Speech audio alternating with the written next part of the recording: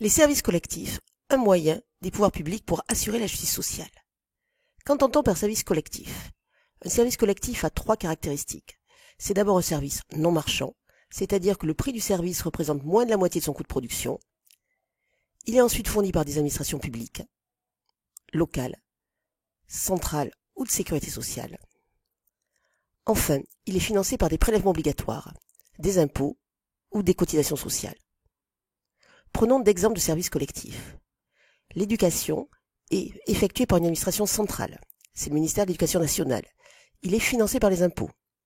La garderie en école primaire est aussi un service collectif et il est réalisé par une administration locale, les mairies. Cette garderie est financée par les impôts locaux. Enfin, le système de soins publics est aussi un service collectif. Il est effectué par les administrations de sécurité sociale et financé par les cotisations sociales. Comment les services collectifs vont-ils assurer la justice sociale? Les services collectifs vont permettre d'abord d'atteindre la justice distributive. En effet, il va y avoir davantage d'égalité des chances. En effet, l'accès aux services est universel. Ainsi, l'école du socle commun gratuite et obligatoire permet à tous d'accéder à un niveau d'instruction minimal. Ensuite, le service collectif permet aussi d'atteindre la justice corrective. On va vers plus d'égalité des situations.